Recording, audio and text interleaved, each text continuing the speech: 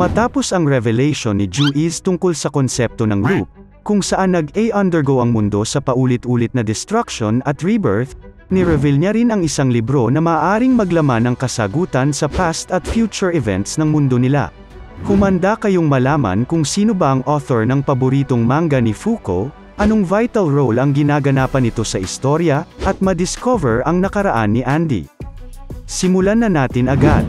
Pinaliwanag ni Juiz na yung librong yon ay galing sa Volume 30 ng Yumi, The Space Soccer Club Invasion Arc. Sinabi niya na yung Space Soccer Club na yon ay papasabugin na dapat yung buong paaralan sa istoryang yon. Pero yung captain ng Earth Team ay ginamit ang kanyang Spiral Shot of Justice upang pasabugin lahat ng goals at maibalik ang kapayapaan. Dagdag niya na yung Rotten High School Melee na nasa volumes 11-18 ay parang pre-edict yung laban kay Spoil.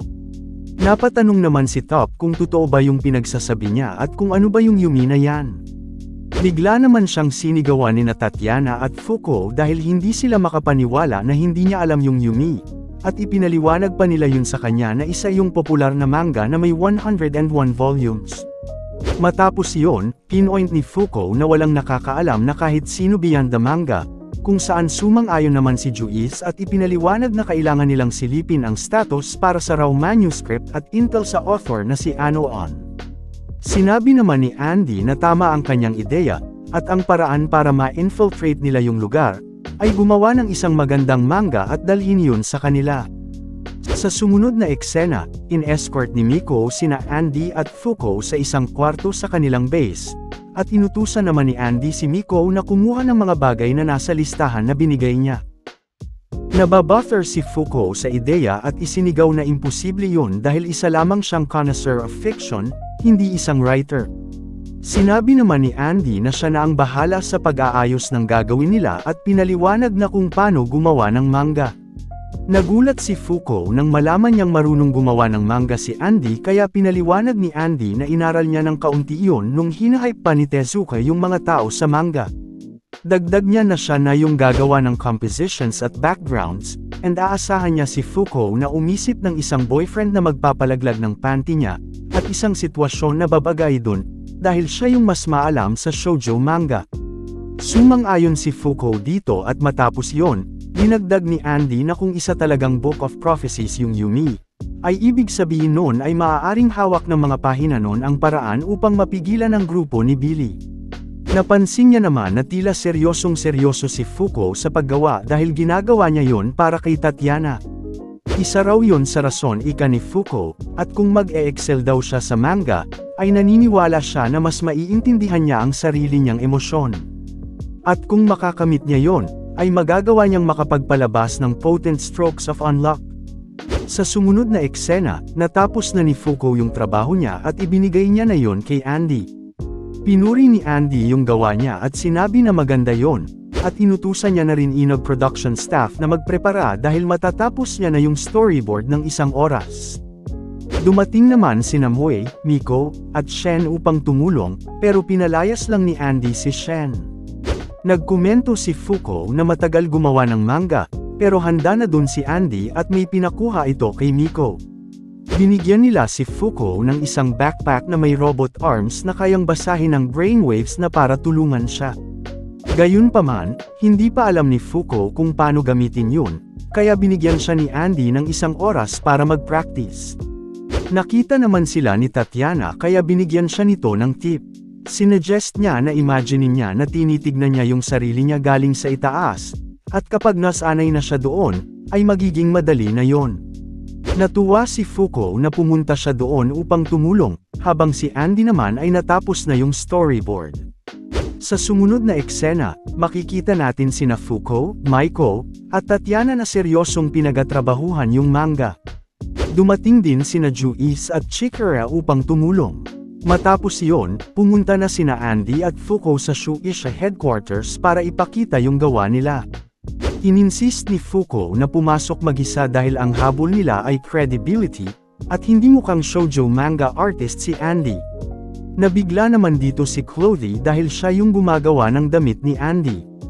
Di nagtagal, nakapasok na si Fuko sa building at habang naghihintay, namangha siya sa lugar.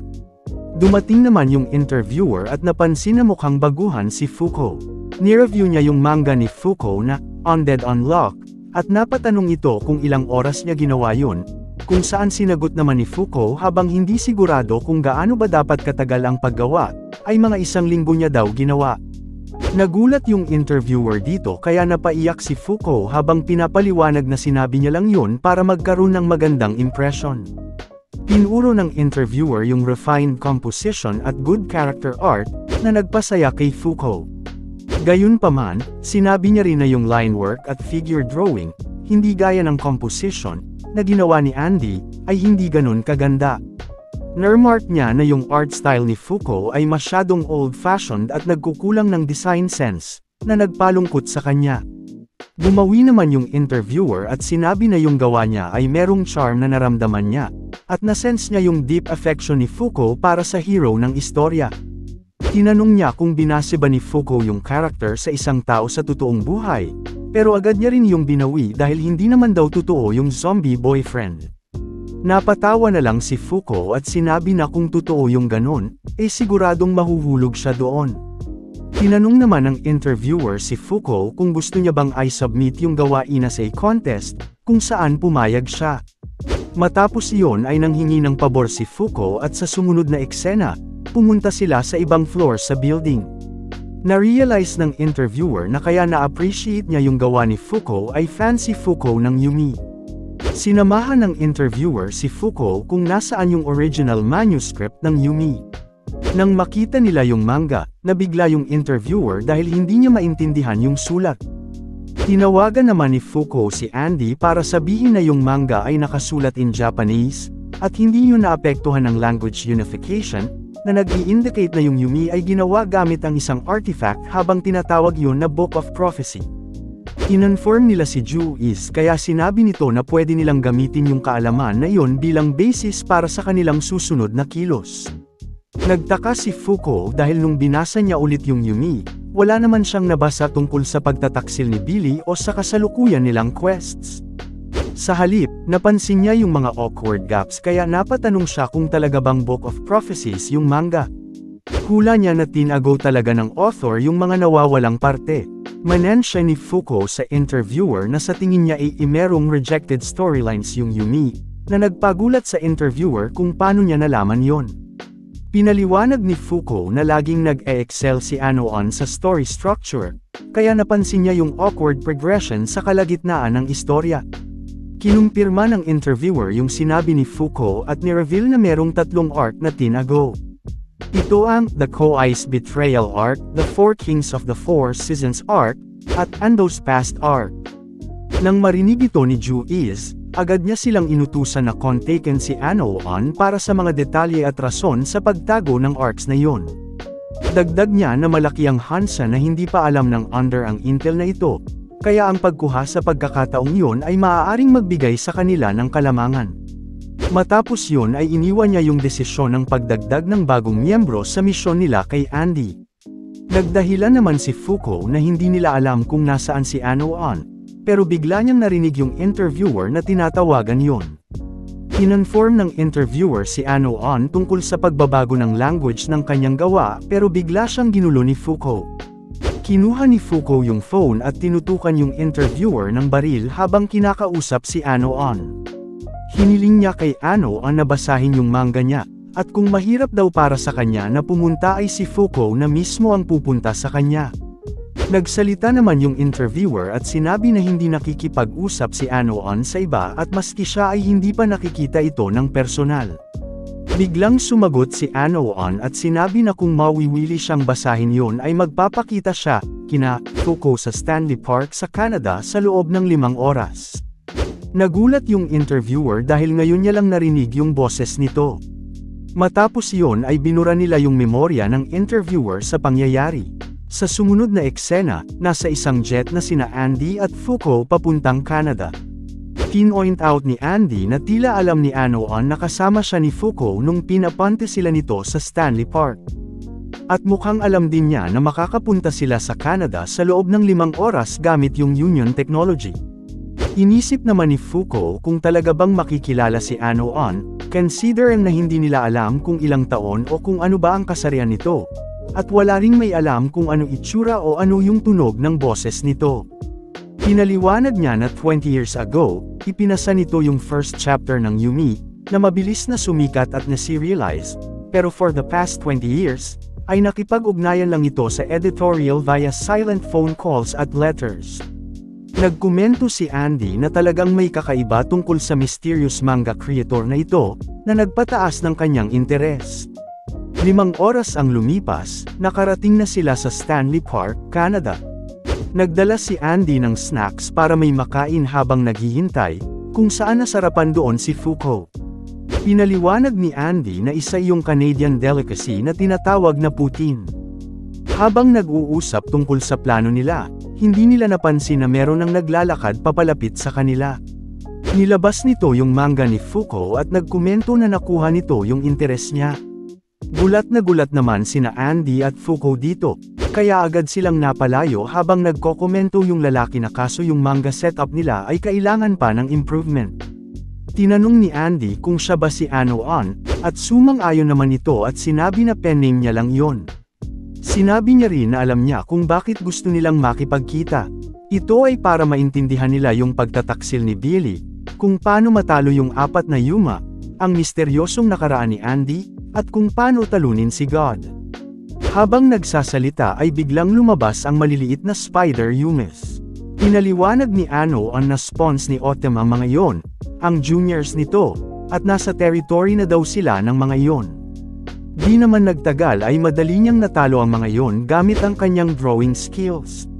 Pinaliwanag niya din kina Andy at Fuko na kakalabanin nila si Autumn, na makakatulong sa kanila na mas matutunan pa ang kanilang sarili at maging mas malakas. Dagdag niya na ayun lang yung lahat ng hints na makukuha nila sa kanya at hinikayat niya silang hanapin ang mga sagot ng sila lang dahil naniniwala siya sa kakayanan nila. Pagkatapos, hinamon niya sila na ipakita sa kanya ang ayang hindi inaasahang wakas. Kasunod nito, tumalsik ang spider blood sa kanya, pero pinakita niyang nanatiling malinis ang manuscript ni Fuko. Habang nagmo-monologue si Ano-on, tinanong ni Andy si Fuko kung tagahanga pa rin ba siya nito, kung saan sumagot siya ng bahagya na lang. Inexplain ni Ano-on na kakalabanin nila si Autumn, aalamin ang kanilang sarili at bilang kapalit noon, ay mas lalakas pa sila.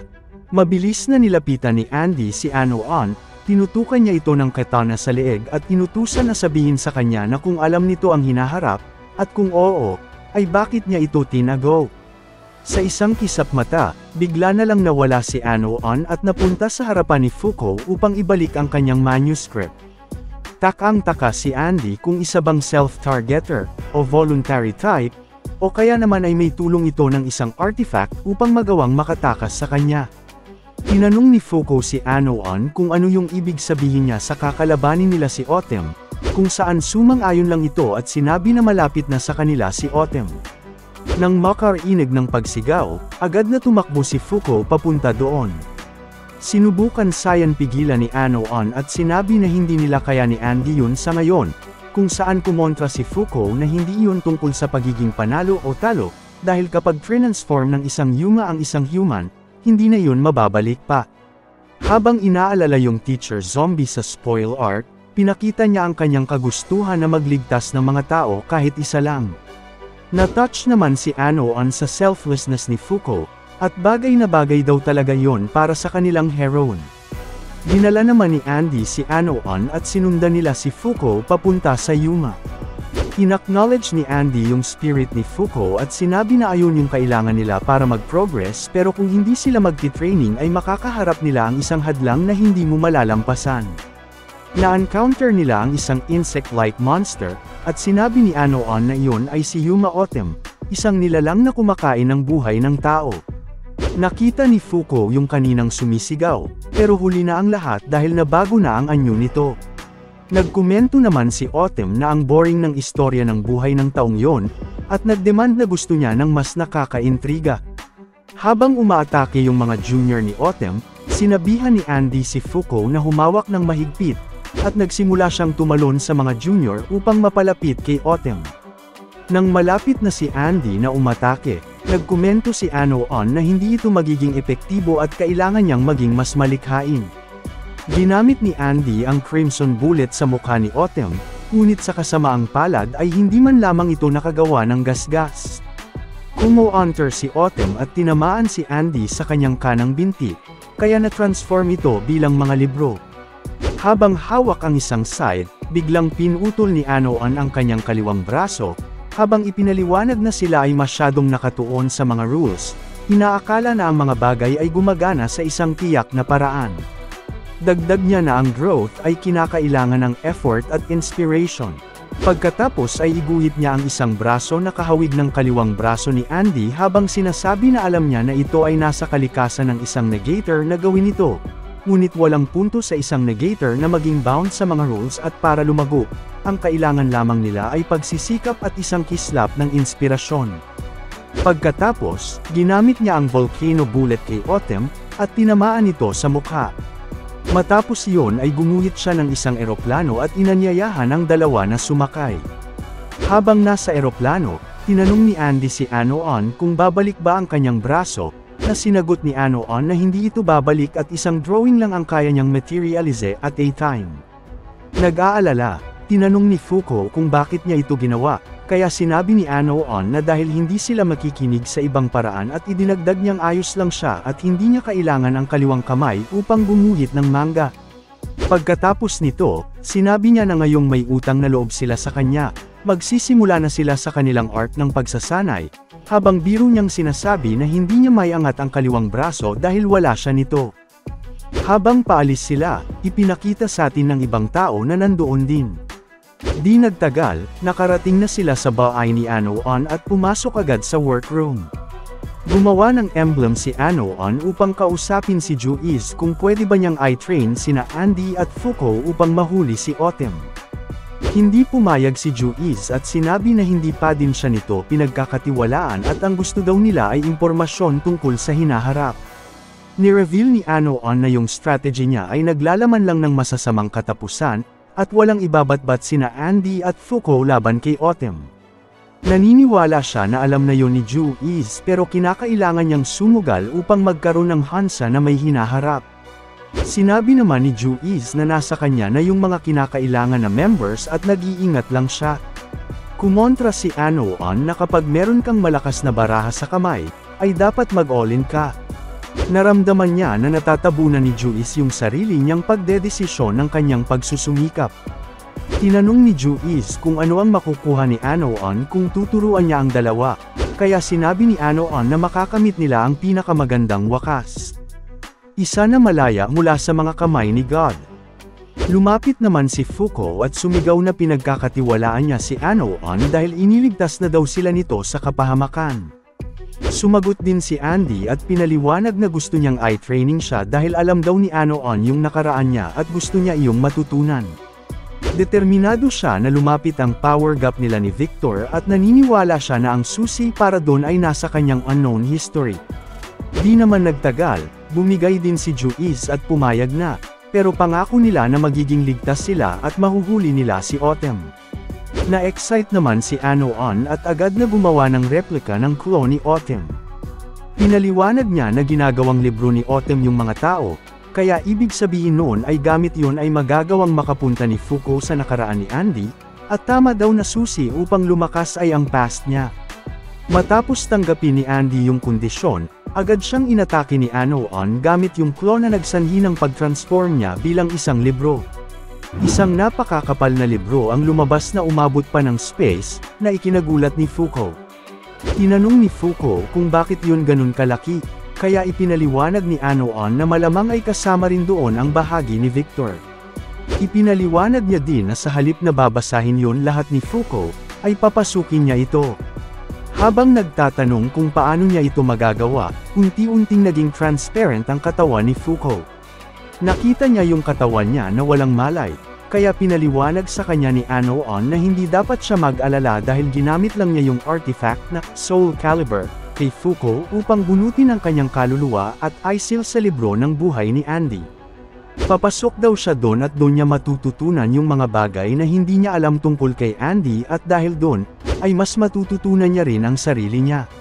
Sa sumunod na eksena, na-teleport na si Fuko sa isang battlefield, kaya nagtaka siya kung yun na ba yung memories ni Andy. Bigla naman siyang tinawag ng isang guard at inisip nito na isa siyang nakatakas na bata sa kanila. Sinubukang makipag-usap ni Fuko sa lalaki, ngunit hindi gumagana yung necktie nila, at yung English skills niya ay hindi pinansin ng lalaki. Dahil doon ay sinimulan siya nitong barilin, ngunit sa kabutihang palad ay meron isang lalaking nagligtas sa kanya, at ito ang bumaril sa kanya. Tinawag nito sina Sanders, Josh, at Red, at nagalit ito dahil hindi nila nailigtas yung lahat ng bata, kung saan sinabi nila na hindi nila alam kung sino si yung babaeng akay niya. Nung napansin ni Fuko na yung lalaki ay si Andy, tinawag niya ito sa pangalang yon, pero nagtaka lang si Andy. Tinanong din ni Fuko kung nasaan sila at kung anong taon na, kung saan sinagot ni Andy na medyo malayo sila sa Longang. Dahil nagsasalita si Fuko ng Japanese, inisip ni Andy na tiga doon siya. Natuwa naman si Fuko at sinabi na talagang maaasahan niya si Andy dahil marunong tong mag-Japanese sa era na yon. Tinanong naman ni Andy kung sino yung Andy na tinutukoy niya, kaya naalala ni Fuko na hindi niya papangalan yun ngayon. Lumapit naman sa kanila si Miss Josh tas nagalit kay Fuko. Dahil naramdaman ni Fuko na nahawakan ni Josh yung buhok niya, pinaliwanag niya na darating ang stroke of unlock. Di nagtagal, biglang may nalaglag na ipot sa ulo ni Josh, kaya inisip niya na isang witch si Fuko. Sinubukang magpaliwanag ni Fuko tungkol sa sitwasyon upang makuha yung tiwala nila at hindi siya mapatay ng mga ito. Nagsimula siyang mag-mention ng mga bagay na alam niya tungkol kay Andy, kasama dito yung tattoos niya, at pinakilala niya rin ang kanyang sarili at sinabi na alam niya yung future ni Andy. Tak-ang-taka naman sina Sanders at Josh kung bakit alam ni Fuko ang mga ito. Sa sumunod na eksena, pumunta sila sa Longang upang mag-usap habang kumakain. Sa loob ng salon, kinausap ni Andy yung waitress na gusto lang nila ng pagkain at inumin, habang si Josh at Fuko ay pinag-uusapan na gusto ni Josh makakita ng samurai. Manensya ng waitress na kung gusto nila ay meron silang town's famous local brew, pero binalaan din sila na baka masyadong malakas iyon para sa kanila. Tinanggap naman nina Josh, Sanders, at Red yung offer ng waitress. Tinanong naman ni Fuko si Andy kung ano daw ba yung ginagawa nila.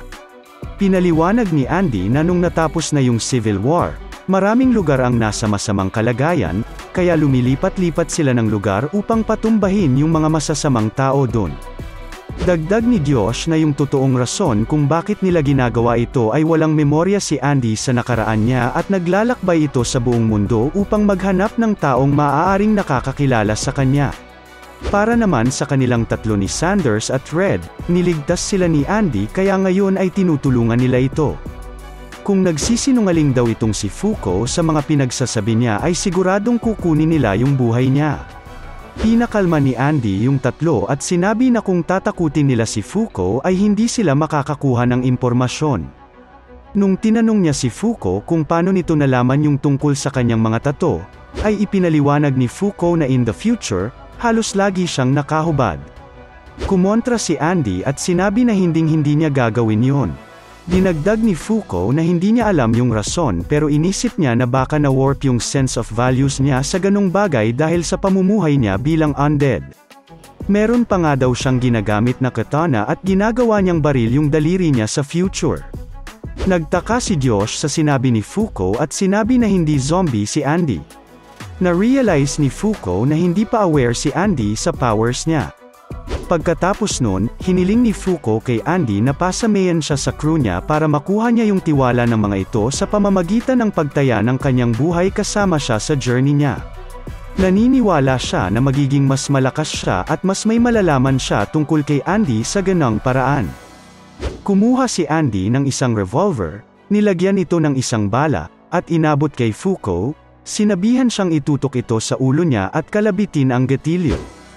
Sabi niya kung makakaligtas siya, papayagan niya siyang sumali sa kanila. Nang hindi nagdadalawang isip, tinutok ni Fuko yung baril sa ulo niya at ilang beses niyang sinubukang paputukin yun na nagpaalala kay Josh. Pin-point out ni Fuko na hindi naman yun loaded, pero ginawa itong convincing ni Andy. Ipinaliwanag niya na kung may 1 in 6 chance lang, yung Andy na kilala niya ay hinding-hindi yun gagawin sa taong hindi fighter. Dagdag niya na mukhang siya pa rin yung kilala niyang Andy. Matapos iyon, sinabi ni Josh na kahit na reckless itong si Fuko ay gusto niya ito at boto siya na sumali ito sa kanila.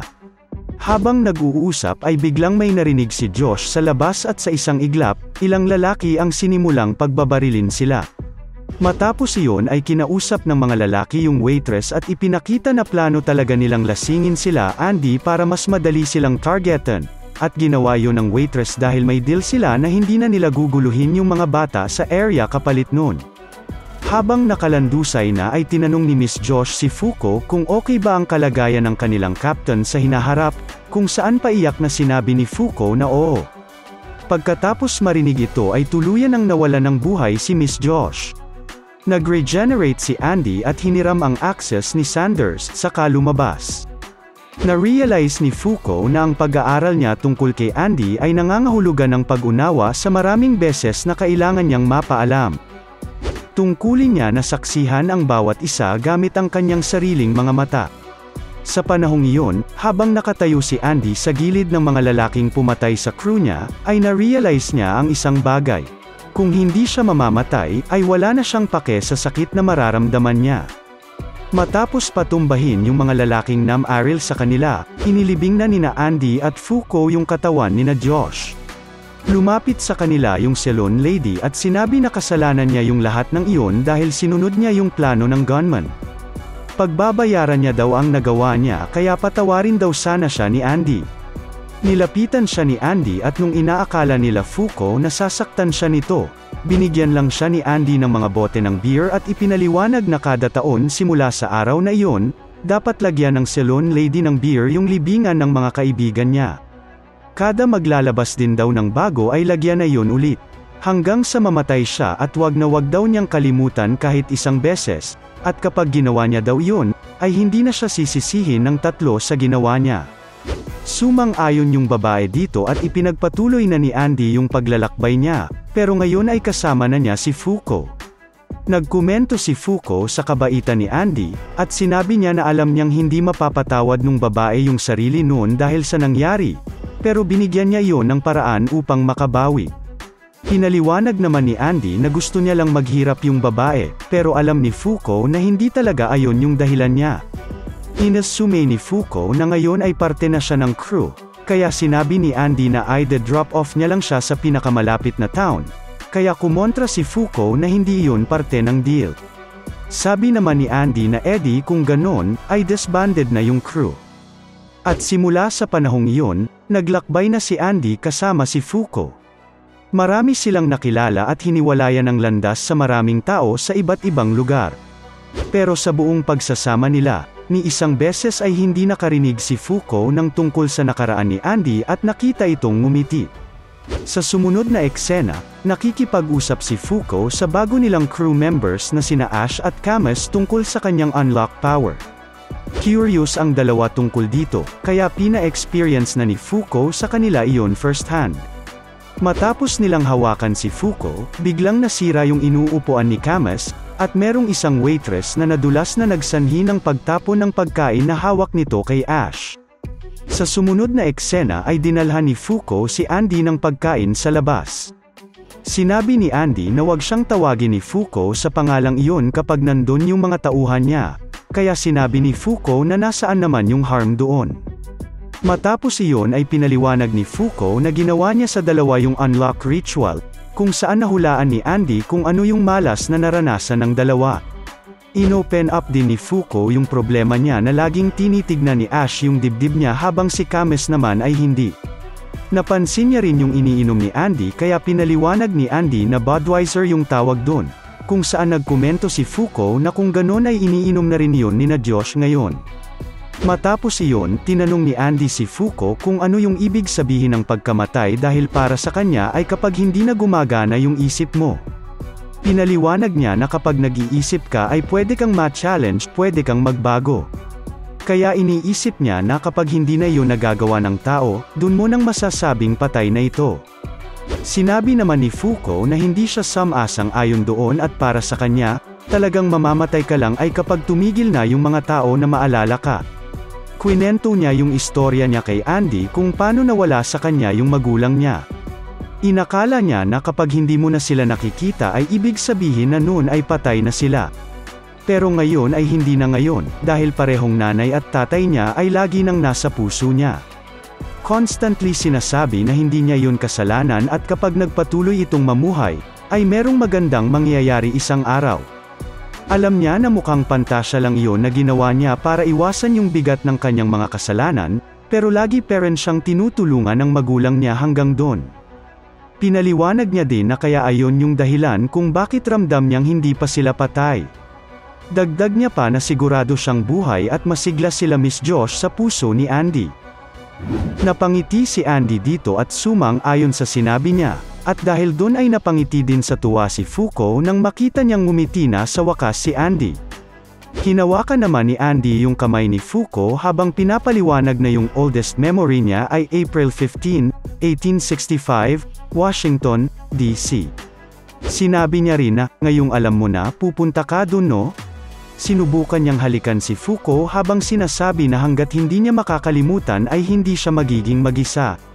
Pinigilan siya ni Fuko at pinaliwanag na yung mahal niya ay siya pero hindi siya at the same time, kaya para sa kanya ay hindi dapat nila gagawin yun ngayon. Na-realize niya na sinabi niya na mahal niya si Andy kaya napatanong siya dito, kung saan sumang-ayon si Andy at pin-point out na nagsisimula na rin siyang mag-fade. Tak-ang-taka naman si Fuko at inisip niya na pupunta na siya sa ibang lugar. Bago tuluyang maglaho, in-inform ni Fuko si Andy na 144 years from now, ng August 1, 2020, magkikita sila sa Shinjuku Station, at tatakbuhan niya daw siya pero siguraduhin daw ni Andy na mahuli siya nito. Dagdag pa niya na sa araw na iyon ay hinalikan niya si Andy, kaya wag daw nito kalimutan yon. Inulit ni Andy yung opinyon ni Fuko sa kung ano yung ibig sabihin ng mamatay, at nagkomento na talagang nakakahanga iyon. Ipinaliwanag ni Ano-an na ngayon, si Andy ay nakakarans ng pangalawang buhay. Isang hypothetical na pangyayari kung saan una niyang nakilala si Fuko matagal na panahon na ang nakalipas. Hindi nito babaguhin ang kanyang aktwal na buhay, ngunit ang mga alaala ng mga what if, ay mananatili pa rin sa kanya na magpapatibay sa kanyang puso. Ni-reveal na dumating ang ilang miyembro ng Under kaya niya ito ipinaliwanag, at idinagdag na kung sila ay makikialam, kakailanganin niya silang patayin. Sa sumunod na eksena, napunta si Fuko sa isa pang alaala ni Andy. Biglang lumitaw si Victor at sinabi na ang mga alaalang mula sa puntong iyon ay kanya na, at inutusan niya si Fuko na umalis.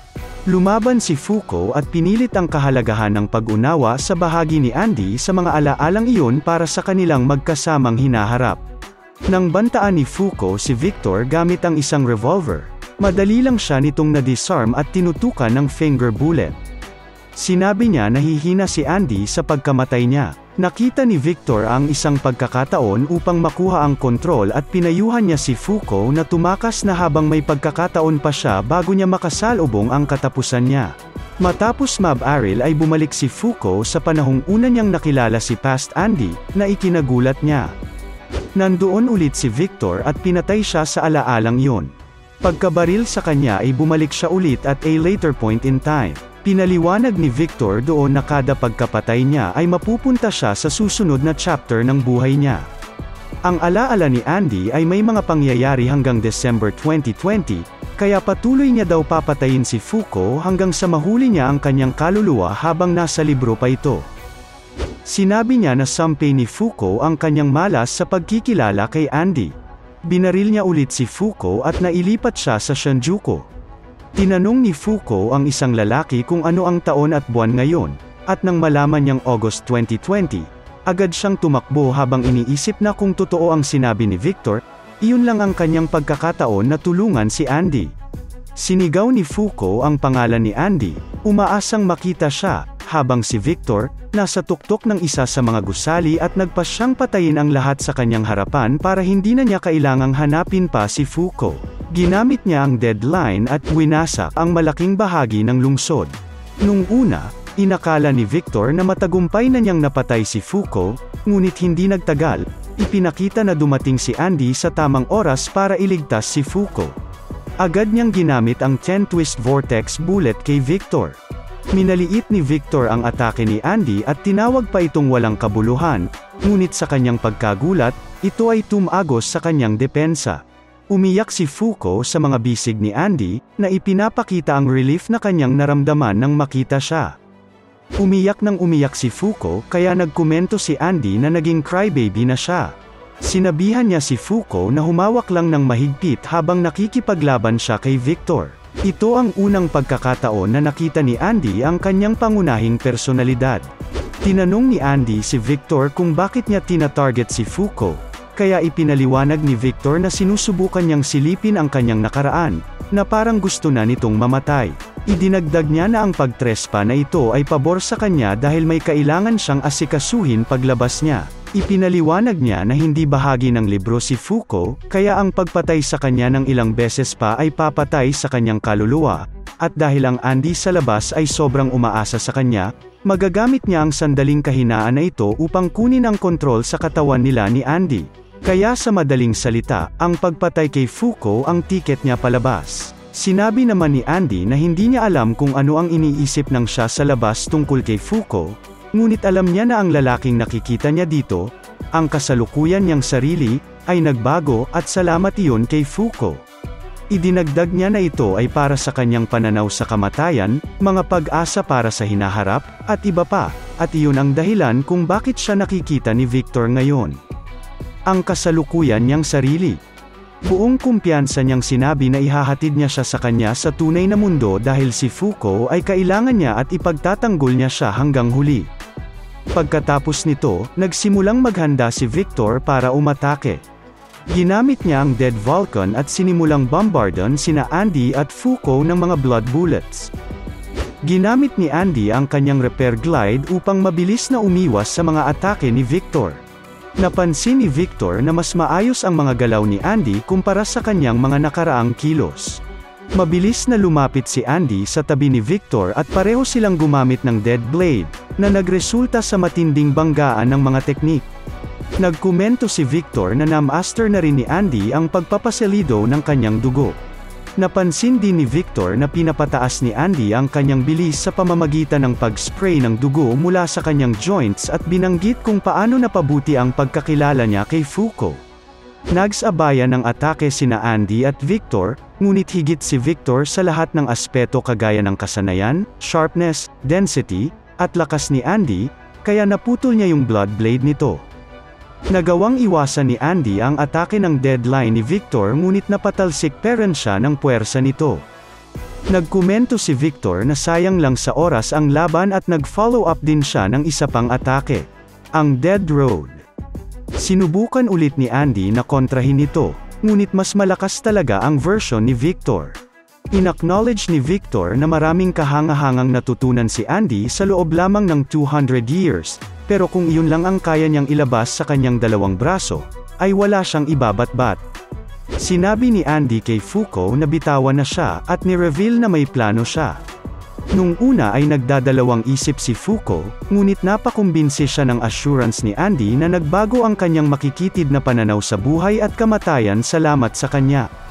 In-instruct niya kay Fuko na umalis na at iparating ang mensahe sa Andy na nasa labas at sapat na daw ang na-charge niyang unlock para asikasuhin si Victor. Habang nagpapaliwanag, nakatanggap si Andy ng halik sa pisngi mula kay Fuko.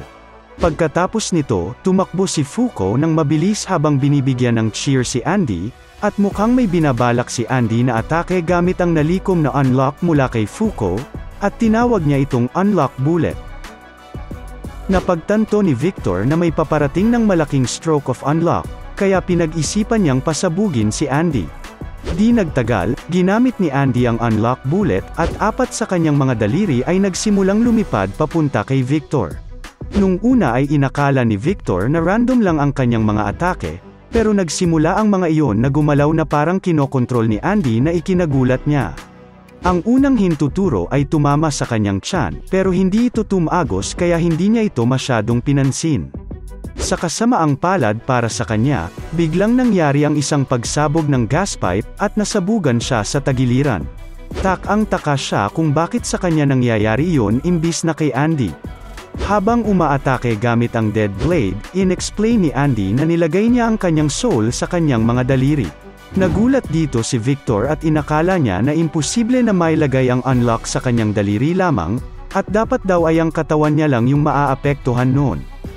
Matapos maglanding ng pangalawang daliri, bigla silang binangga ng isang tren. Gulat na gulat naman dito si Fuko. Habang ang kanilang mga ulo ay nasa ere pa, pinaliwanag ni Andy kay Victor na lagi niyang sinisimulang i-repair ang kanyang sarili simula sa ulo dahil iniisip niya na kailangan mo yung utak mo para mabuhay, at kung hindi mo kayang mag-isip, ay basically patay ka na. Nagkomento si Victor na isa yung worthless perception, kung saan pinaliwanag ni Andy na kaya nagbago siya.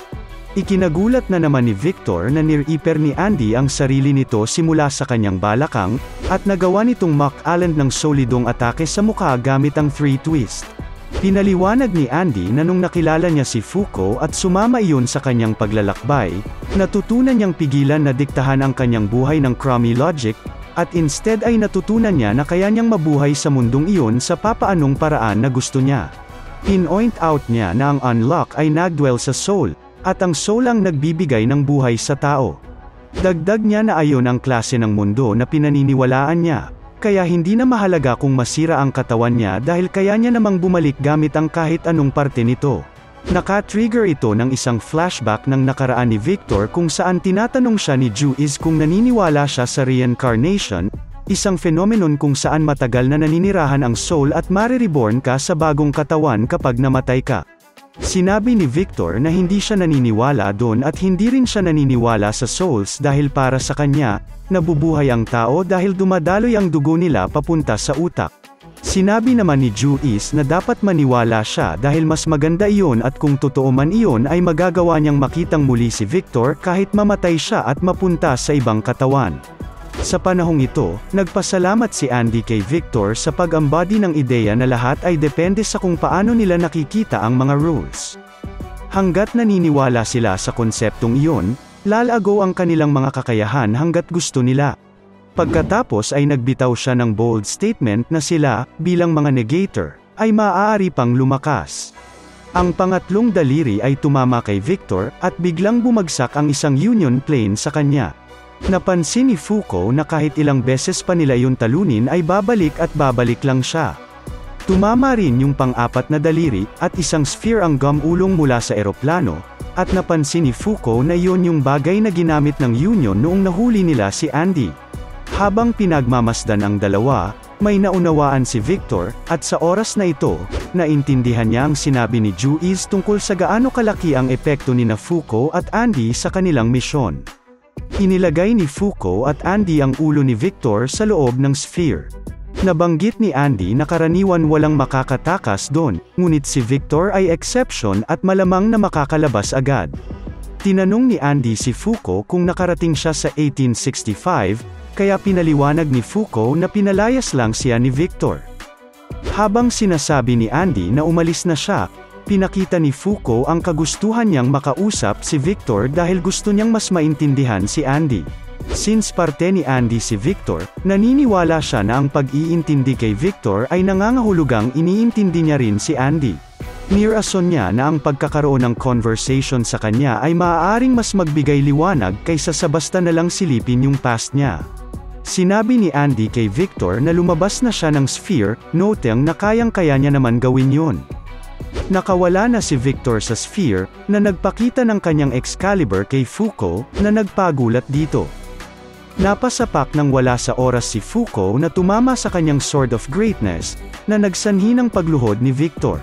Una ni Andy na dapat ay sanay na si Fuko sa mga ganitong pangyayari, ngunit iginiit ni Fuko na hindi siya kailanman masasanay sa pagkakita ng kahit anong katulad noon.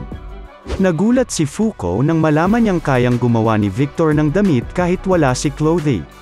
Pinaliwanag ni Victor na bilang isang soul na nasil ng kanyang counterpart, at si Fuko bilang isang soul mula sa labas, ang pag-create ng familiar outfit ay kasing simple lang ng pag-imagine noon. Menensyon niya na ang principle na iyon ay na-apply din sa kanyang damit, being a manifestation ng kanyang kasalukuyang thoughts. Sumunod dito, nagtanong si Foucault tungkol sa relasyon ni Victor kay Ju-is. Ibinahagi niya na ang kanyang unang impresyon sa kanya ay negatibo dahil sa pakikipaglaban niya sa union members. Gayunpaman, nagbago ang kanyang pananaw nang makita niya si Victor at Ju-is na magkatuwang sa pagtatag ng kanilang organization. Una ni Victor na ipinakita sa kanya ni Apocalypse ang mga bagay na hindi niya dapat makita. Tinanong ni Foucault ang pagiging authentic ng mga memories na iyon at kung bakit gusto ni Victor na pigilan ang plano nila kung siya din ay isang miyembro ng Round Table. Napansin ni Victor ang pagkakatulad ni Foucault kay Ju-is, na nagpa-blush kay Foucault at nagpatanong tungkol sa pagkakatulad nila ni Ju-is. Binigyang diin ni Victor na bagaman kulang si Foucault sa mga pangkaraniwang katangian tulad ng class o sex appeal, at kahit na may raccoon dog face siya na may malaking mata, taglay niya ang isang fearless spirit pagdating sa pagtulong sa mga taong mahalaga sa kanya, at handa siyang itaya ang lahat para sa kanila. In-emphasize niya na ang spirit at soul ni Foucault ang sumasalamin kay Ju-is, na nagpapakita ng kanyang katapangan at dedikasyon. Sinabi ni Victor nang makita niya na magkasama sina Foucault at Andy ay nagpapaalala sa kanyang mga nakaraang karanasan. Ikinwento niya kung paano, sa simula, ang kanilang mga pagsisikap ay tila puno ng pag-asa, na ang bawat misyon ay naglalapit sa kanila sa kanilang layunin. Ngunit, di nagtagal, hinarap nila ang malupit na katotohanan na kahit anong pagsisikap o paglipas ng mga taon, nananatiling mailap ang tagumpay, na para bang sila ay mga piyon lamang sa isang mas malaking plano. Sa kabila nito, hindi nawala ang kanilang determinasyon. Naniniwala sila na sa pamamagitan ng pagtitiyaga at tamang strategy, mapagtatagumpayan rin nila ito sa huli. Ito ang nagdulot ng walang tigil na pag-uulit ng mga pagsubok sa pamamagitan ng pagsakay sa ark at hindi mabilang na subok sa pagtapos ng kanilang mahirap na goal. Criticize ni Victor ang pagtanggi ni Ju-is na tanggapin ang kanyang kapalaran, tinawag niyang walang kabuluhan ang kanyang mga pagsisikap. Naniniwala siya na ang maaway na solusyon ay wakasan ang kanyang pagdurusa, isang desisyong hinimok ng sakit ng pagmasid sa isang minamahal na nakikipaglaban ng walang katiyakan. Ang pagtatanong ni Foucault sa mga motibo ni Victor ay nagbunyag ng kanyang inner conflicts. Ang change of heart ni Victor ay nagsimula nang mapagtanto niya na ang pagmasid sa determinasyon ni Foucault at ang kanilang magkasamang evolution ng Unlock ay kumakatawan sa isang makabuluhang sandali ng pagbabago. Ang evolution na ito, lalo na ang kanilang kakayahang mag-summon ng tool na akma sa kanilang mga pangangailangan, ay nagpapakita ng kanilang lumalagong mastery sa kanilang faith. In-acknowledge ni Victor na ang kanilang magkasamang paglalakbay ay nagpayaman sa kanilang pag-unawa, na nagmumungkahi na sa patuloy na exploration at understanding, ang kanilang mga kakayahan ay maaaring potensyal na mabago ang kurso ng kanilang labanan. Dahil na-convince na sa kanilang mga progreso, nagpasya si Victor na itigil ang kanyang pakikialam.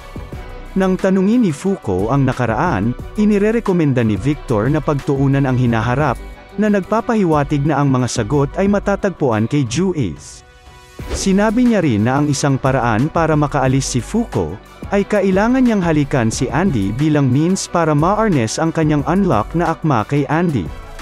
Ang halik, na puno ng intention at emotion, ay nagdulot kay Andy na mag-alok ng katiyakan at paghikayat kay Foucault, binibigyang diin ang kahalagahan ng pag-alala sa kanilang mga pinagsamahang karanasan. Habang lumalabas si Foucault mula sa alaala ni Andy, ipinaliwanag ni Andy na magiging isa na siya sa labas at mas magiging handa siyang akitin si Foucault, kaya dapat itong maging handa. Sumang-ayon naman dito si Foucault at na maalam na si Andy. Sa sumunod na eksena, pinaliwanag na si Akira Kuno ay pinalaki ng isang single mother. Isang peculiar na bata, lagi siyang binibasahan ng kanyang nanay ng manga bago matulog.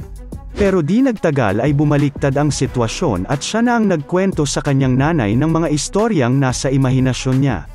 Gumawa siya ng mga istorya at nagustuhan niya ang pagbibigay ng ngiti sa mukha ng kanyang nanay. Matapos iyon, pumunta tayo sa eksena kung saan nakarating na si Rip sa bahay ni Ano-on, at lumalabas na nalaman din nila yung tungkol sa Book of Prophecies niya. Hindi pumayag si Ano-an na malaman nila yon kaya napatanong si Rip na anong mahihita niya sa pagligtas kina Andy at Fuko. Sinabi naman ni Ano-an na mali yung inaakala niya. Di nagtagal, umatake na si Rip gamit ang kanyang artifact. Sinubukang salagin ni Ano-an iyon, ngunit nagawa pero nung tumagos, at mahiwa ang kanyang kanang kamay. Bigla namang nagkaroong ng isang flashback kung saan pinagpatuloy ang kwento kay Akira Kuno. Isang araw, nakakita siya sa isang iskinita ng isang artifact.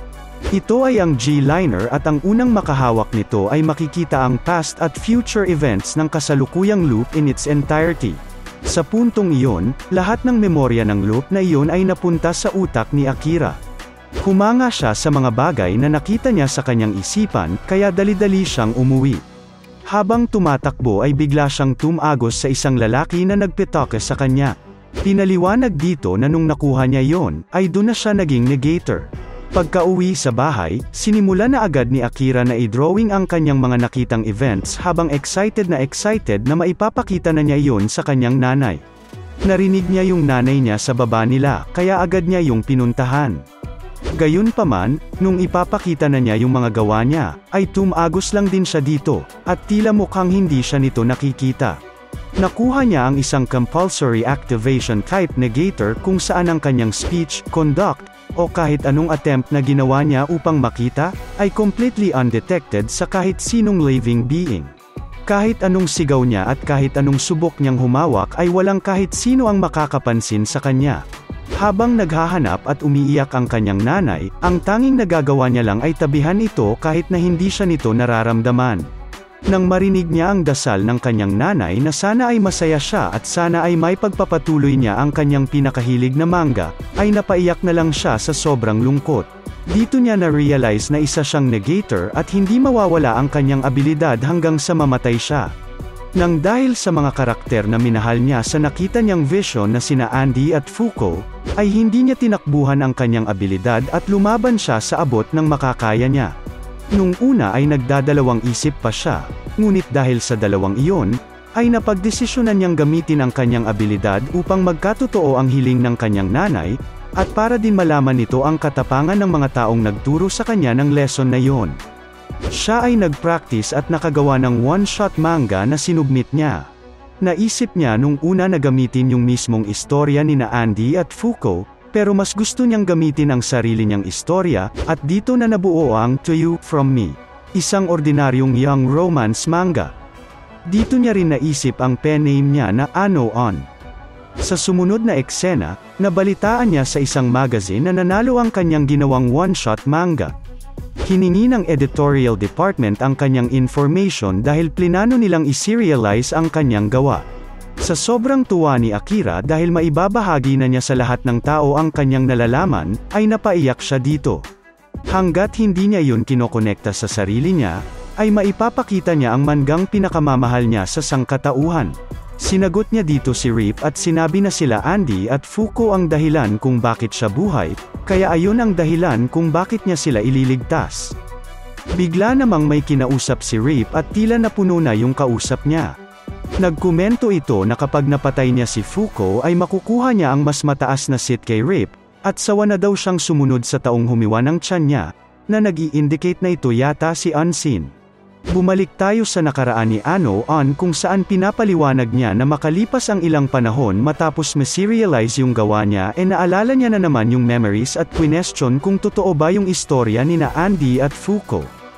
Naalala niya na sa taong ito ng August, ay pupunta si Andy sa Japan para mag-aral ng quick draw techniques, kaya napagdesisyonan niyang kunin yung tsansang iyon para makita kung totoo ba talaga yung mga memoryang nakikita niya. Habang naglalakad ay biglang may bumagsak na puno, at dun niya na nakita si Andy na inaaral ang Gecko Moonlight Style Quick Draw / Waxing Moon. Hindi siya makapaniwala na nasa harapan niya si Andy. Sa sobrang excited pa nga nakalimutan niyang tumatagos lang siya sa mga tao. Napagdesisyonan ni Andy na umalis na, at nagpaalam na siya kay Yusai. Ngunit sinubukan siyang kausapin ni Yusai at hiniling na mag-training pa ito at matutuwa daw yung namayapa niyang tatay kapag binigyan niya ito ng heir upang ipagpatuloy ang kanilang legacy. Pumayag naman si Andy kaya nagalit si Akira dahil alam niyang may Fuko na itong si Andy. Pero agad namang nagbago yun nung sinabi ni Andy na mangyayari yun kung maa-outlive siya ni Yusai. Dito siya napaalalahanan na ang mga negators ay laging nagsasuffer. Lahat ng nakita niya ay pare-pareho lang yung naramdaman. Pero kahit na nahirapan sila sa unreasonable thrust sa kanila ng negation powers, ay kinalaban pa rin nila si God. Gayunpaman, kung yung mga memorya niya daw ay tama, ay alam niya na matatalo sila sa pamamagitan ng pagkawala ni na Andy at Fuko. Napagdesisyonan niya na hindi niya hahayaang mangyari yon. Siya lang yung nakakaalam ng fact na yon kaya na-realize niya na pinagtitripan siya ng fate. Naisip niya na gamitin yung manga niya bilang message at gabay sa mga hero ng kanyang istorya. Gamit ang pangalang Ano On ay magagawa niyang ma-share yung gawa niya sa mundo. Isang loophole sa rules. Kung magagamit niya yun ay maaari niyang maisama ang mga detalya tungkol sa future, pero para mag-grow ang mga karakter sa istorya niya, ay naghanap siya ng ibang paraan para hindi lang basta-basta ihain sa kanila yon. Dito ni reveal na kaya niya tinago yung 3 arcs, ay kasama yun sa plano niya upang mabigyan ng hints sina Andy at Fuko. Ang ginawa niyang top priority ay yung Autumn Battle, at ayon yung napagdesisyonan niyang palitan. Para magawa iyon ay pumunta siya sa library ng Union at nangolekta siya ng lahat ng kailangan niya. Alam niyang nagsusumikap yung iba, kaya bilang negator din, ay gusto niya ding tumulong sa kanila. Bumalik tayo sa sagupaan nila ni Rip at X-Day, yung araw na nangyari yon lahat, December 5, 2020. Pagkabalik ni Andy sa kanyang human form ay agad itong inutusan ni Ano On na gamitin ang deadline. Alam niyang susubukan na ni Unseen na patayin si Fuko kaya niya yun ginawa. Hiniwan ni Andy ang paligid ng palibot pero nagawang makailag ni Rip pati ang isa niya pang kasama. Pinaliwanag dito na sa hinaharap na nakita ni Akira Kuno, sa gitna ng pakikipaglaban kay Autumn, nang wala si Ano On doon, ang invisible deadly blade ni Unseen ay tumama at pinatay si Fuko. Pero ngayon, ay nagawa niyang mapigilan na mangyari iyon gamit ang kanyang efforts. Nagkomento dito si Ano On na ito na ang katapusan ng nalalaman niya, at ang simula ng isang istorya na hindi niya pa nakikita ang mangyayari. Sa sumunod na eksena, ipinakilala sa atin si Sean Dats o Unseen, isang self-targeting compulsory activation type. Kasapi siya ng isang Brazilian gang, at sa gitna ng pagnanakaw niya, nahuli siya ni Rip at pinilit siyang sumali sa kanila. Kapag sinasara niya ang kanyang mga mata, kaya niyang ma-render ang kahit anong iniisip niyang kanya na maging unseeable sa mata ng ibang tao. Nung una ay hindi niya kayang makita ang palibot niya habang active ang kanyang kapangyarihan, pero dahil sa pag-grafting sa kanya ng third eye, ay nawala na yung weakness na yon. Nagkomento si Rip na inakala niyang may nahanap na silang paraan, pero masyado naging kampante si Sean sa pagiging unseen, kaya hindi ito agad nakapag-react sa wide attack ni Andy. Di nagtagal, nakabalik na rin si Fuko sa katawan niya, at nakita niya yung nangyari, na nagsanhi ng kamuntikan na niyang pagsuka. Pinaliwanag ni Andy na yung lalaking hati yung katawan ay si Unseen, yung lalaking hinuli ng Under, at sigurado daw siyang plinano nung patayin siya, at kung hindi nagsalita si Ano On, ay baka naging mas malala ang sitwasyon. Kaya wag niya na daw yun isipin, kagaya ng tinuro niya sa loob ng libro. Matapos iyon, bumalik na yung lakas ng loob ni Fuko at naghanda na rin. Nagkomento si Ano On na oras na para makabawi kay Autumn. Sumugod naman bigla sina Rip at inutos nito kay Bax na mag-focus kay Fuko. Naisipan ni Fuko na hawakan lang si Bonnie, at nung magkakaabutan na ito, nagawang masampal ni Fuko si Bonnie, pero nagawa rin ni Bonnie na makuha yung artifact ni Fuko. Unti-unting napunta sa loob ng damit ni Bonnie yung artifact ni Fuko, at di nagtagal, nawasak yung inaapakan nito dahil sa unlock. Nagkomento si Rip na mukhang masyado pang maaga pati kay Bonnie, at mukhang mas okay pa na siya na lang mag-isa ang mag-aasikaso sa mga bagay-bagay. Nagbigay naman ng proposal si Fuko at tinanong na bakit hindi nila pagtulungan na hulihin si Autumn dahil negators naman silang lahat at hindi ba't ang goal nila ay patayin si God. Habang nagpapaliwanag ay kumontra si Rip at sinabi na ayon yung goal ng boss nila, pero yung sa kanilang ibang miyembro ay iba-iba. Para sa kanila ni Latla, ang gusto nila ay yung arc na supposedly na kay Ju-Is. Pinaliwanag niya na iba-iba man ang goals nila, pero kung yung interest nila ay mag-a-align at only kung mag-align sila, ay magsasama sila upang magtulungan. Ganun daw kung paano nag-o-operate ang Under. Kung bibigyan daw nila sila ng impormasyon tungkol doon ay pwedeng makipagtulungan. Pero kung hindi, ay sagabal lang sila at pwede na silang mamatay. Bakit naman daw sobrang fixated ni Rip sa Ark, at nagkomento din si Ano-an na sumuko na sila sa plano nilang yun dahil neither si Rip o si Latla ay kayang sakyan yun. Dagdag niya na mas may mawawala pa kay Rip kung gagawin niya yun. Ipinakita sa atin ang isang flashback kung saan sinisisi ni na Rip at Latla ang sarili nila sa pagkamatay ng kapatid ni Latla. Kung hindi lang daw sinabi ni Latla yung fortune, at kung hindi lang daw hiniwan ni Rip si Layla, ay magiging okay na yung lahat. Matapos iyon, kumontra si Rip at sinabi na yung buhay ni Layla ay repairable kaya ayon yung dahilan kung bakit niya sasakyan yung Ark upang ulitin yung mga bagay-bagay, at para sa kanya, ay willing siyang i-risk ang lahat. Habang nagpapaliwanag na wala siyang pake kung mawalan siya ng dalawang paa habang buhay o mawala ang buhay ng iba. Sumigaw si Latla na ganun din ang nararamdaman niya. Huwag daw kunin ni Rip ang lahat ng gagawin at kung ang ginagawa nila ay para iligtas ang kanyang kapatid, ay gagawin niya din ang lahat para mangyari yon. Ininform niya sila na papunta na si Autumn sa kanila at tinanong kung ano yung plano nila doon. Nakaabot na si Autumn sa bahay ni Ano-an, at agad na tumalon papalabas sina Andy, Fuko, Rip, at Bonnie upang komprontahin ang higanteng halimaw na ito. Ngayong nagawa na ni Ano-an na palakasin sina Andy at Fuko, makipag-reconcile sila kay Victor, at napigilan ang assassination ni Unseen, isang bagay na lang ang natitira, ang talunin si Autumn. Pinaliwanag ni Andy na kaya tila lalo itong lumaki, ay nasa kalagitnaan ito ng kanyang phases at pinagpatuloy nito ang pagkain ng tao habang nasa loob sila ng libro. Inisip nila kung paano nila yun aatakihin dahil nung una ay hindi nga nila ito magasgasan man lang. Pero ngayon, gamit ang kanilang bagong kuhang kapangyarihan, sinubukan ulit ni Andy na umatake. Ginamit niya ang Repair Boost Bloody Enchant Deep Crimson Crescent Moon. Nagawa ni Andy na mahiwa ang muka ni Autumn. Gayunpaman, matapos iyon ay agad lang nag-regenerate ang hiwa nito, na nagpagulat kina Andy at Fuko. Nakisali naman si Rip at sinabi na kung gayon, oras na ni Unrepair na magpasikat. Sinubukan niya yung hiwain pero hindi man lang iyon nakasugat kay Autumn. Kumo-enter naman si Autumn pero dahil sa negator power ni Latla, ay hindi yun tumama sa kanila ni Rip. At pinaghihiwa naman ni Andy yung mga ataking iyon para hindi sila tamaan ni Fuko. Sumigaw naman si Ano-an at kinuha yung atensyon nila.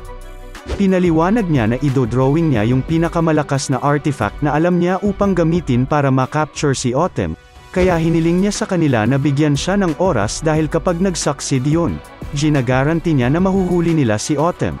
Sumang-ayon naman dito sina Andy at Fuko, habang kinumpirma naman ni Rip kay Latla kung totoo ba ito, kung saan oo ang sagot. Kung gayon daw ay maghintay na lang muna sila habang nakikipagsabayan sina Andy kay Autumn. Sa sumunod na eksena, pinaliwanag ni Ano-an na nagkaroon siya ng isang kakaibang buhay na puno ng pagiging mag-isa, at lungkot, at sa huli, hindi niya nabigay yung message niya sa kanyang nanay. Habang nakikipaglaban sina Andy, Fuko at Rip, ay pinakilala niya ang mga ito sa nanay niyang nasa heaven na. Pinaliwanag niya isa-isa ang mga katangian ng mga ito ng puno ng enthusiasm sa kanya. Di nagtagal, natapos ng i-drawing ni Ano-an yung tinutukoy niyang artifact. Pina-target niya ito kay Rip, at sinabi ang words na, "Age, Rip, 15 years. Tumama ang beam nito kay Rip at bumalik sa normal ang katawan nito.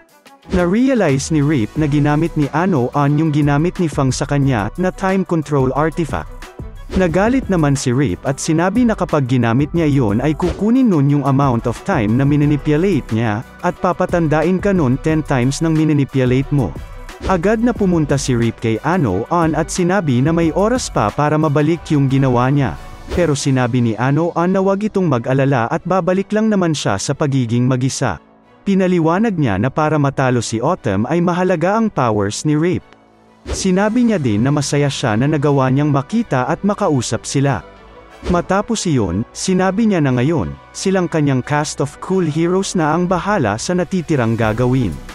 Habang nagsasalita ay tuluyang naglaho ang katawan ni Ano-an sa harapan nila. Habang tinititigan ni Fuko ang pangyayari ay nagkaroon tayo ng isang flashback kung saan pinapagalitan siya ng isang nanay at sinisisi siya nito kung bakit nasaktan ang anak nito. Pinaliwanag ng lolo ni Fuko na walang ginawa yung apo niya, pero patuloy pa din ang nanay sa pag-akusa sa kanya na meron siyang ginagawang hindi maganda. Sa sumunod na eksena, habang nag-uusap ay nakita ni Fuko ang isang manga, kaya pinaliwanag ng lolo niya na paboritong manga yon ng kanyang nanay. Tinanong niya kung pwede niya ba itong basahin, kung saan sumang-ayon nito. Pagkatingin niya dito ay nagandahan siya sa mga pictures. Pinaliwanag dito na namatay yung magulang at lolo niya, at matapos mag-suffer ng maraming misery, ang tanging nag-uudlot na tapusin niya ang lahat ay ang mangang ito. Tila hindi makapaniwala si Fuko sa nakita niya, pero hindi pa sila tapos sa laban kay Autumn, kaya kailangan niyang mag-focus ulit. Habang inaatake si Autumn ay iniisip ni Andy na masyadong mabilis ang regeneration nito kaya paano niya ito aatakihin. Tinawag siya ni Rip at tinanong kung sino si Ano-on, bakit iyon naglaho, at bakit siya noon binalik sa normal. Inakala niya na ginawa iyon ni Ano-on para tumulong siya sa kanila at magbago ang kanyang puso. Nung sinasabi niya na hindi iyon mangyayari, pinaliwanag ni Fuko na tinawag sila ni Ano-on na heroes, at ginamit nito ang Yumi para i-guide sila. Binigyan niya sila ng tsansa na pumunta sa past upang lumakas, at nirevert niya si Rip dahil ang lahat ng iyon ay necessary upang matalo si Autumn. Tinanong naman ni Bonnie si Latla kung bakit hindi masaya si Rip kahit na nabalik na yung katawan nito, kaya pinaliwanag ni Latla na gustong maging masamang tao ni Rip dahil kung hindi niya mararating yung gusto niyang mapuntahan. Ang pagiging hero para sa kanya ay ibig sabihin ay susukwan na niya si Layla. Habang nagpapaliwanag ay bigla silang inutusan ni Andy at binigyan sila ng ideya kung paano talunin si Autumn. Nairita si Latla sa casual na pagtawag sa kanya nito. Si Bonnie naman ay agad na sumunod, at si Rip naman ay nagreklamo na bakit siya yung nagka-call ng shots. Sinabi naman ni Andy na siya na ang nagsasabi sa kanila na kaya nilang talunin si Autumn. Natameme lang si Rip at bigla namang may narinig sila Latla sa gilid. Biglang nagsilabasan ang sandamakmak na juniors ni Autumn, na nagpataas ng balahibo nila Latla. Nag-transform na sa Phase 2 si Autumn na nagpagulat kina Andy. Habang umaatake ay nagkokomento ang halimaw na mukhang magiging magandang libro sila, lalo na si Andy. Habang pinapanood sila Andy ay biglang may pumasok sa isip ni Rip. Naalala niya yung mga salita ni Layla tungkol sa pagtulong niya dito, at tinawag siya nitong hero. Dahil dito ay tila nagkaroon ng motibasyon si Rip at sinimulan niyang makipag-cooperate kay Andy. Nagawa nila yung pinaplano ni Andy, at hindi kinayang mag-regenerate ni Autumn. Tinanong naman ni Rip si Latla kung matatalo ba nila yun ng magkakasama, kung saan sinabi ni Latla na walang duda silang matatalo, na nag-i-indicate na siguradong mananalo sila doon. Pinaliwanag dito na isa itong tale of a guiding for a cast of heroes. Isang tale ng isang batang lalaki. Nagsimula ang istoryang ito sa batang lalaki na mahilig sa manga, na nakapulot ng isang misteryosong pen na nagpakita sa kanya ng past and future. Sinubukan ng bata na sabihin sa nanay niya yung visions niya ng past and future, pero sa kabila ng kanyang best efforts, ay hindi narinig ang kanyang boses. Dahil iyon sa pagiging negator niya. Habang kainkwento ang istorya ng lalaking ito, patuloy ang ating katropahan sa pakikipagsagupaan kay Autumn. Unnoticed ng kahit sino, nabuhay siyang mag-isa, ngunit sa kabila nito, hindi siya sumuko sa buhay. Bahagi nito ay dahil sa kagustuhan ng kanyang nanay na manatili siyang buhay. Pero ang isa pang rason ay salamat sa mga nakita niya sa araw na yon. Isang grupo ng mga taong nakikipagsapalaran sa mapait nilang nakaraan. Isang grupo ng heroes. Sa araw na iyon, na-realize ng bata na kapag iginuhit niya ang mga iyon as an author, under the alias, Ano-on, ay maibabahagi niya ang kanyang mga istorya sa buong mundo. Habang nagkwento ang narrator, inutusan ni Andy na bigyan siya ni Fuko ng bad luck. Sa pagpapatuloy ng kwento, hindi nagtagal ay nalaman ng bata na ang grupo ng hero na nakita niya ay hindi fiction, kundi totoo silang lahat. Naalarma sa fact yung bata. Dahil sa vision in the future, napatay ni Unseen si Fuko at natapos na ang mundo. Kinailangan niyang palitan yung hinaharap na yon, kaya napagdesisyonan niyang maging matapang at i-risk ang kanyang buhay at galame upang makabawi sa kabutihan ng mga heroes. Gamit ang impormasyon tungkol sa hinaharap na Nakaloto throughout sa manga niya, ipinahayag niya ang kanyang existence. Ginamit niya ang manifestation ability ng kanyang pen, at gumawa ng isa pang bersyon ng kanyang sarili na nagngangalang Ano-on, upang makausap sina Andy at Fuko. Dahil dito ay napigilan ang pagkamatay ni Fuko, lumakas sina Andy at Fuko. Bumalik sa normal si Rip, at nakapagprepara sila upang matalo si Autumn. Ginamit ni Andy ang Deep Crimson Waxing Moon, habang si Rip naman ay ginamit ang Full Moon Soul. Nag-follow up naman sina Latla sa nagawang sugat ng dalawa kay Autumn. Sinubukang pigilan ni Autumn sila Latla na makuha ang kanyang core, ngunit dahil sa negator ability nito ay hindi siya makatama. Marahil isang sakripisyo ang ginawa ng bata na kailangang gawin upang mabago ang hinaharap, at di nagtagal ay tuluyang nag-crumble into pieces ang pen. Hinding-hindi na niya magagawang makapag-drawing ng isa pang double dahil dun, na nagpabalik sa kanya sa pagiging alone ulit. Ngunit gayunpaman, walang regrets ang batang lalaki. Dahil nasabi niya na sa kanila ang lahat ng kailangan niyang sabihin. Ginamit ni Andy ang natutunan niyang move kay Ano-on na Volcano Unlock Bullet, at tumama ito sa core ni Autumn. Sumigaw si Fuko, hinimok silang maniwala dahil hawak na nila ang lahat ng piraso na ibinigay ni Ano-on, at taglay na nila ang lahat ng unlock na kinakailangan nila. Di nagtagal, nahuli na nila ang core ni Autumn. Sa pagpapatuloy ng kwento ni Akira, alam niyang hindi na siya makikita pang muli. Pero kahit na wala nang makakakita sa kanya physically, hanggang sa merong mga taong naaalala siya, ay i-a-assume ba nila na patay na siya? Hindi, iisipin nila na nasa tabi lang nila siya. Ayon yung paniniwalang piniling panghawakan ni Andy. At ayon ang isang kwento ng isang guiding force para sa isang cast of heroes. Isang kwento ng nag-iisang hero. At iyon ay ang To You From Me. Subscribe for more videos.